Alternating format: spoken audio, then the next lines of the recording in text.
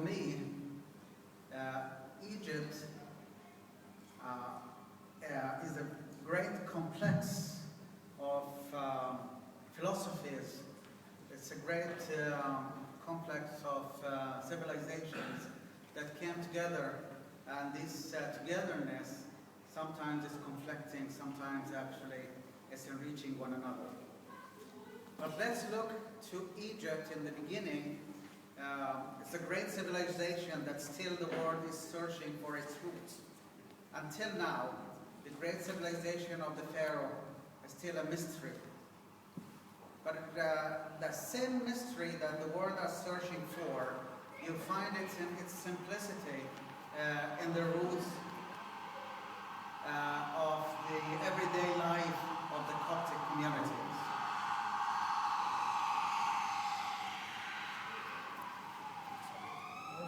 Outside.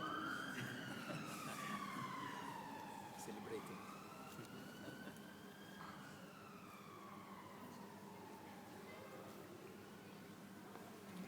So the first thing that we have a big question here. Why Christianity in Egypt stayed till this moment? Meanwhile, Christianity in North Africa disappeared. In the same context, in the same situations, but there were some important factors that was missing that made the North African Christianity disappeared, and the Christianity in Egypt still rooted and strong and still enriching the other communities as well. And so I want to give you a little bit of a glimpse about the factors that made the Coptic Church till now still alive after all this very long history of difficulties. You may call it whatever. Some people will call it persecution, some people will call it difficulties, afflictions, confrontations, challenges, whatever you want to call it.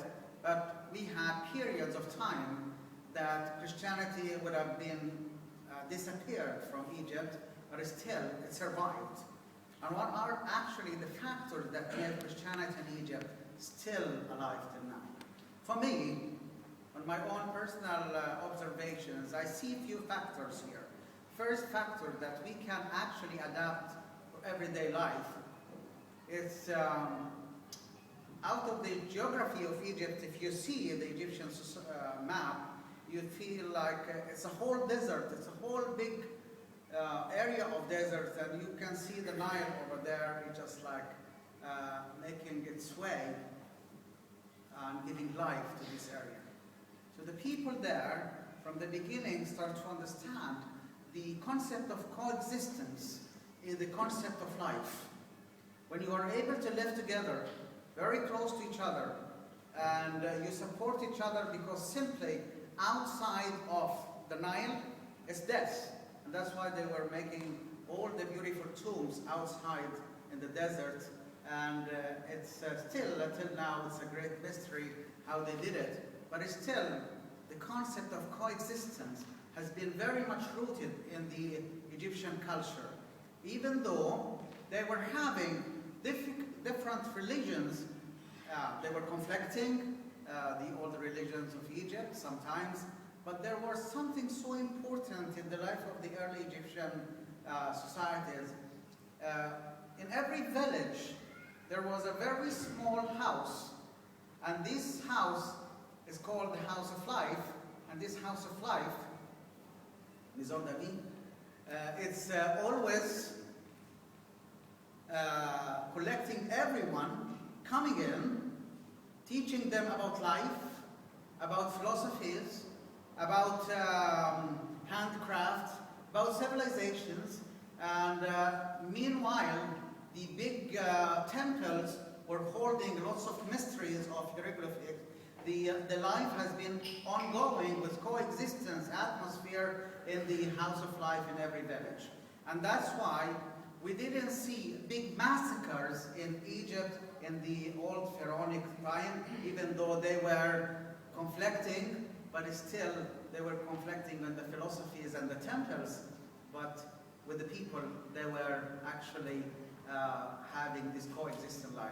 And that helped the Egyptian society in trying to understand when it is a big conflict, there is something inside them of tenderness, of coexistence, that it's soothing the situation. It's creating it a little bit of much more easier adaptation of life. That made it much easier as well for the Egyptians, that when they started to move from being the great civilization, the country that is very much independent, the richness, then they started to actually belong to another bigger empire. And this was a big change, actually. The change that from being an independent state with great civilization and move to be a state belongs to a bigger empire. And that's happened when Alexander the Great came to Egypt. And this move was helped actually by the coexistence process or coexistence attitude that the Egyptian had. They converted the process of occupation to a process of marriage, which here we could see the great marriage between the Egyptian civilization and the Hellenic civilization, and outcome of this beautiful marriage, it came the beautiful daughter Alexandria that impressed the whole world with its coexistent attitude and multi-culture, multi-faith, and cosmopolitan attitude of Alexandria, which became actually a place of great expressions. So the Egyptian was able actually to move on with their power of coexistence to create a new atmosphere, a new intellectual atmosphere in their beautiful Alexandria. So that made it actually possible for the Egyptian to have great coexistence with the Roman Empire, which actually it made it a beautiful new culture, the Egyptian Hellenic culture, that it's actually was so beautiful in the city of Alexandria and the cities nearby. And that by itself, this process of moving from that to that, it's a beauty by itself. The same thing happened again after a few centuries when the Egyptian had to face another empire that pushed them harder. The Egyptian has to learn as well how to adapt and live in coexistence with the Arabic culture and civilization and Arabic religions, and so it became very much shocking for them to receive a new culture with a new religion, with a new language, with a new attitude, new customs in everything, and how the Egyptian will face it. And with the help of this coexistence philosophy that they had, they were able to move on as well and adapt. It was a melting time. It was very hard, but through the process of ages, coexistence as well happened with a high price for the Egyptians, but still it happened and is still alive till now, that they have a coexistent attitude that helped them to survive. And helped them to survive in their own way. Sometimes you have to create bridges, sometimes you have to withdraw, sometimes you have to drop something that is not important, Sometimes you have to drop something that is so dear to you, but here, what is the priorities in life? Then Egyptian has to learn how to put priorities in their life, so life is much better for them than costumes. With the word costumes here, you can put a lot of things that has been dropped because of actual persecution or suffering in the Egyptian society. So here, one of the main characters for the Egyptian to survive was the coexistence attitude that they actually adapted through their life in different places. And now, still the coexistence is a great help for Christians who lived in Egypt, and even though now they have to learn and face a new era, that they have to adapt and have to coexist in a new way, not by some people are coming to them in their own country, but now we have seen that the church itself moved out of Egypt to the diaspora, and the same process of coexistence is started to happen in the diaspora wherever we are. So here there is one line here that you need to see in the Egyptian spirituality, in the Egyptian characters, how to coexist in different situations, and that was very helpful for them through the ages. The second character that I feel that the Egyptians would have, it's sometimes it is criticized by scholars, and sometimes it is praised as well by others. And I would have to stand here before I say it, and I would have to stand here and say, I'm very proud of this character that the Egyptian had, even though it left them sometimes with lots of sufferings. The very specific character of the Egyptian culture, they are having a pacific attitude. We believe in pacifism, which is a very important point here, that we didn't see lots of aggression of attacking other nations or attacking other cultures. And when Egyptians received Christ in the first century, this attitude was enriched, were helped, were lifted up to another level of looking at humanity as the main thing in their lives. So we started to see actual peaceful attitude toward the most difficult times. The Egyptians didn't carry guns through the ages toward the persecutors. And I think it was very little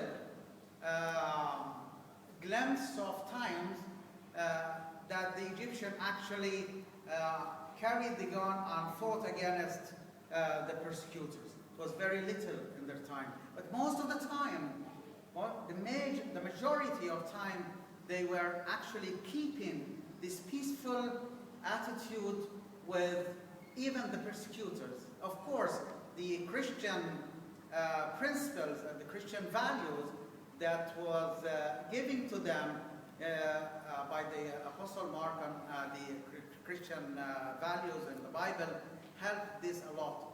And that's why we feel like sometimes people were thinking of history and say, why? If they would fought a little bit more and fight a little bit this time or that time, it could have been better for them.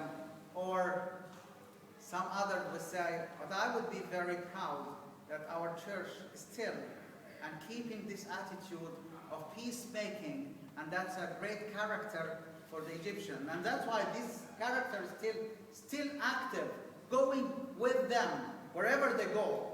Wherever the Copts went, they still keep this peaceful coexistence, peaceful attitude, creating a pacific way of living, which actually that helped them also through ages. The The third character of the Egyptian spirituality, of the Coptic spirituality, actually here we see the great intellectual impact of Alexandria was not only because the intellectual philosopher that came and lived in Alexandria or was taught in Alexandria with the great library. But actually, it was an attitude of discussions. And here I would like to put a focus on the best two agoras. The word agora is the marketplace where people were actually meeting and discussing. The two very famous agoras in the world, in the ancient world, that was the Agora of Alexandria and the Agora of Athens. And these two agoras has played a very important factor in lifting up the intellectual understanding of the world and gave and enriched Christian philosophers with lots of discussions. And here we see when the Egyptian adapted the concept of discussions and sitting in an agora, talking, and this small agora of Alexandria has moved to a smaller and a smaller agoras in every village. And we see that in the meantime, that maybe the Egyptian society looked like a big hierarchy, very strong hierarchy, it's a very hierarchical society, but it's still within this very strong pyramid, there is a small agoras that's working inside them. You could see the very hierarchical situation of the leaders in Egypt, but still you could see inside the communities, there is a big discussion. You may see the churches as a very strong hierarchy, but within there, you see lots of discussions that is happening with the hierarchy and the great cooperation and the great feelings between the fatherhood of the priests and the congregations that's allowing them this beautiful agora to happen. And that's why we see a very beautiful character, how to collect or connect the concept of hierarchy and the concept of discussions and the agora within the Egyptian community. The fourth factor of the greatness of the Egyptian spirituality, the Coptic spirituality, their reaction to the most difficult question that happened in Christian world. You know, in the first 3 centuries, Christianity has been challenged in the Roman Empire by lots of persecutions. And the Christians lived within this empire with great faith. They were ready to surrender their lives and give it willingly with great joy. They were killed, they were persecuted, they were imprisoned, but still they lived very simple life. Christianity was growing in the Roman Empire in the same way like it was growing in the Persian Empire, and the same way that it was growing actually in the Arabia. So Christianity within the persecution was flourishing and growing. And in the Roman Empire, Christianity was actually well known, but still Christians lived in the first 3 centuries with great humility, simplicity, and modesty. With pain, suffering, but still with glory.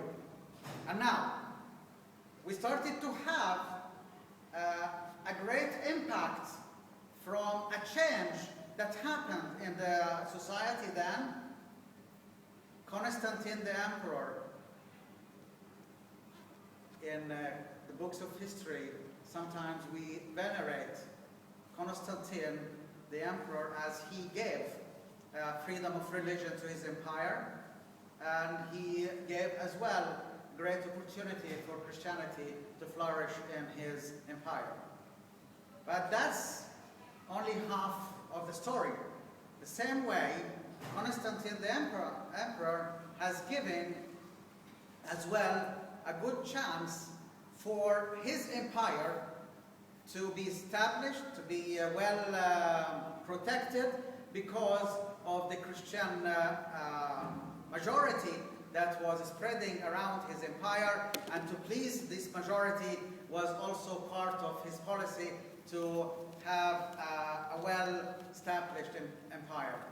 And that means we started to have the first step towards a state church, what is called a state church, that the Christianity has suffered from this concept of a state church for a period of time. But that introduced as well to the Christian world concept of fanciness. We started to see a great power buildings. We didn't know before the 3rd century the power buildings in the churches. We knew only the modest buildings. We knew the caves that the people were praying in. They were praying at home. They were praying in different places. But still, we started to have the power buildings. We started to have the fanciness of life. We started to have the competition between the prince and the bishop. We started to see the competition between churches, Rome, Constantinople, Antioch, and Jerusalem, and Alexandria. And each of them started to see different factors, different value within themselves. Rome started to say that I am the seat of the emperor. Constantinople would say like I am the new seat of the emperor. Antioch, I'm the first Christians. Jerusalem, I'm the city of the Lord. Alexandria, I'm the city of the intellectuals. And here, very strong, competitive, imperial, fancy spirit that started to come into the churches. And here, what is the reaction of the Church of Alexandria? The spirituality of the Copts has revealed itself with all its character to a very beautiful answer to this new challenge. And they started to give to the whole world a new movement, a movement of lay group. In the beginning, it was so powerful, monastic traditions that brought people together, and they started to say, like, we want to live our Christianity in modesty, simplicity. We don't forget our fathers that died because of to give us the faith. They started to live Christian life in a very modest life. And here I would like to say, can we bring back the spirit of monasticism? Not exactly with the vows of monasticism, that it is saying that you are celibacy and selling whatever you have, but the spirit of chastity, the spirit of simplicity, the spirit of modesty to our churches, because this is actually the power of the church to live in simplicity and in unity and chastity, and the great value of Christianity with the unity with God. And here is a beautiful power that is still alive in our churches, and that's why the Coptic Church is a very monastic church. It's the core of its life is the monks, and that's why you see that a lot of the hierarchy of the church, the bishops, all of them are taken from the monastic tradition, and a lot of the education of the priests has to go first before they come to their ministry with the monastic tradition. It's just to give the whole thing is simplicity. And that's why I feel like the monastic tradition has been a great movement of protesting against the imperial spirit in a very fancy society. And I could say now, with great sympathy at the moment, that the world now is going into after the post-modernity. We are in very much need of the simplicity and modesty of the early monastic tradition, which is a power in the Coptic Church, which we can also share with our communities in the West and wherever we are, that when the people will see how we express our Christianity in simplicity and modesty, then I think this is a good message for the communities that we live in. I don't want to talk a lot about the Coptic spirituality with monasticism, but here I want to tell you something at the end.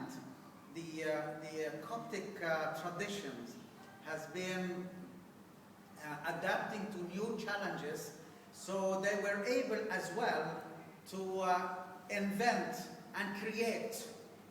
It's not only create a new movement like monasticism, but whenever there is a challenge in societies, still the Coptic creativity is still very active within, and we try to reach out to a solution that carries biblical strength to solve social problems.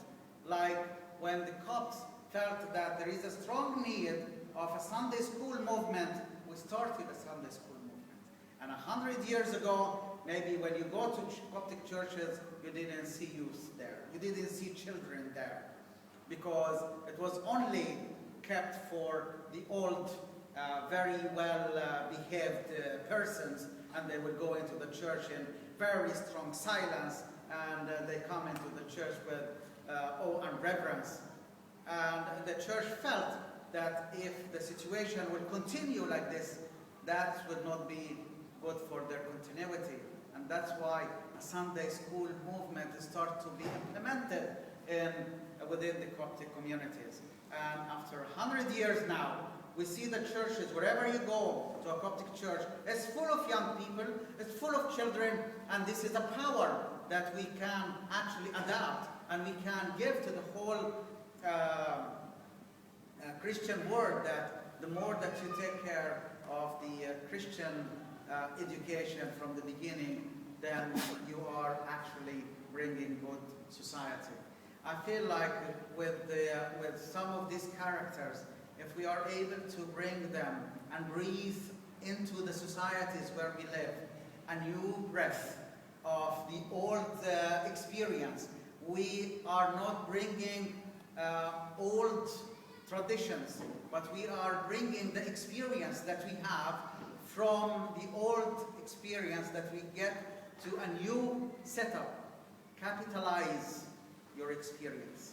And that means that if the church were able to capitalize their experience in history and put it in the present time, they will be able to push the future into a better future. Here and back in Egypt and elsewhere in the Middle East. The Middle East is in big need for a strong unity between Christian people, but not in the way that it is fighting like this. It's the need here for Christian values to be implemented in modesty and simplicity, in love and forgiveness, and that will create a great impact in the societies. Peace building, peacemaking, this is what we actually are called to do now. Can we, as Christian community, will be able to peacemakers wherever we go, even though we are not suffering at the moment in one area, but still our brothers and sisters somewhere else are suffering. It's a call for people to act in a peaceful way and build bridges of peace with others. It's a call that we can learn from the past and capitalize our experience of the early churches and bring it back to our society and create a new revival wherever we are. It's a new revival for Christianity, because after all, if we are from different backgrounds, the higher value for us still will be humanity. And this is what the actual message of Christ, humanity, the care for a human being to become the image of God, and the intention of God were from the beginning. I stop here, and I will give you this few just glimpse of the great history and characters of the spirituality of the Coptic communities, and wishing that this will continue wherever you go, wherever you are still carrying the great spirituality of your forefather that you can share wherever you are in different communities. Give it, share it, because after all, it is Christ, and it is Christ's values for all. May the Lord bless you.